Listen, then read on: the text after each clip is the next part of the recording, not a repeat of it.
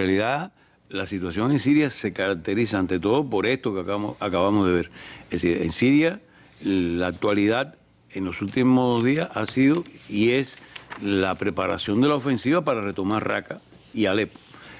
Naturalmente, por otra parte, y en cierto modo, gracias a los avances logrados en los últimos meses, sobre todo de septiembre, cuando ocurrió la intervención de la Fuerza Aeroespacial Rusa y después del cese del fuego en febrero, que también fue facilitado por los avances militares logrados por las fuerzas gubernamentales, que también están teniendo apoyo de otras fuerzas progresistas o que los respaldan en la región.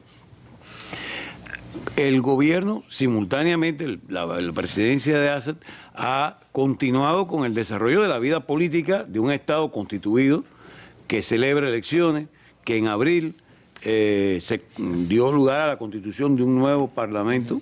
Las elecciones tuvieron lugar en la mayor parte de casi todo, el 85%, si mal no recuerdo, del territorio, solamente la zona. Legítimos, entonces. Fue una consulta popular electoral y muchas veces la prensa occidental oculta. La primera manera de hacerle la guerra a los sirios, al pueblo sirio, a la nación siria, es ocultar la realidad.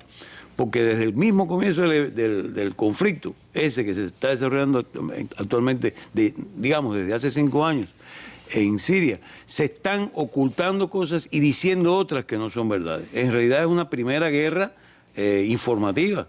En segundo lugar, ¿por qué digo esto? Bueno, porque ni hubo una revolución ni una revuelta masiva interna que llevara al agravamiento de un conflicto entre fuerzas internas o entre fuerzas opositoras y gobierno. En realidad, estas fuerzas opositoras, lo hemos dicho a lo largo de estos años, se han fortalecido y se han nutrido en hombres y en armas gracias al apoyo de potencias regionales que le han estado dando al momento. Esto mismo que acaba de pasar en Raqqa era hasta cierto punto inesperado, por cuanto el gobierno estaba avanzando con mucha fuerza sobre las posiciones de los opositores. Y de repente, ¿a qué se debe esta fuerza militar en armamentos, en pertrechos, en disposición combativa, en electrónica, en logística, para poderle aceptar un golpe a las fuerzas gubernamentales?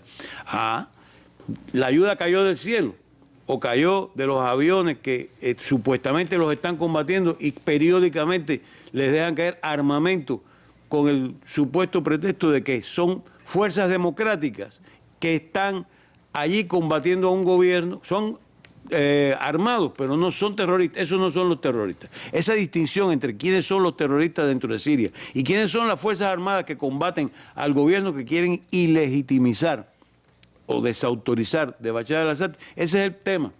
Ahí está el conflicto. Bien, bueno, Assad acaba de hacer un acto más dentro del desarrollo de la política institucional del país. Hubo elecciones, se constituyó un parlamento y ahora toca el momento de crear o de convocar, otorgarle la responsabilidad a un ministro de que encabece el Consejo de Ministros. Eso es lo que ha pasado. Ahora, como en cualquier otro país del mundo.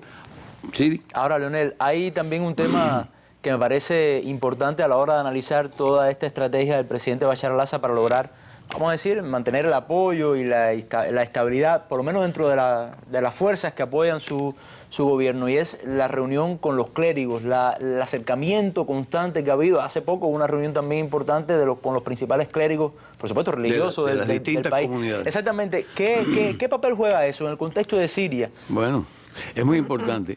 En realidad el propio Assad lo ha señalado en más de una ocasión. La propaganda, ese elemento de guerra que es la propaganda para distorsionar la visión de lo que está pasando allí, también ha estado enfatizando en que en Siria lo que estalló fue un conflicto interconfesional o de unas comunidades religiosas contra otras.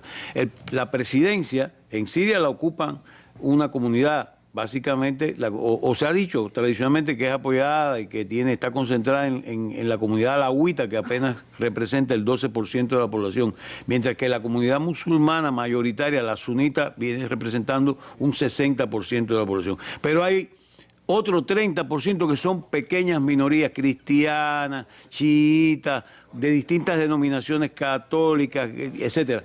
Y todas estas comunidades han logrado precisamente sobrevivir y no ser sometidas y sumergidas por la mayoría sunita gracias a que el gobierno es multiconfesional. El gobierno baasista, que es el gobierno que rige, el gobierno de un partido laico en Siria desde el año 1971, es anticonfesional, no se rige por ese tipo de divisiones y ese es el problema. Bueno. Ese es lo que se quiere hacer ver y lo que el gobierno, tú me preguntas por qué hace, bueno, pues precisamente para mantener a cada quien en su lugar, las confesiones y los temas religiosos en la iglesia o en la mezquita y la política pues por los canales de la política. Claro, también hay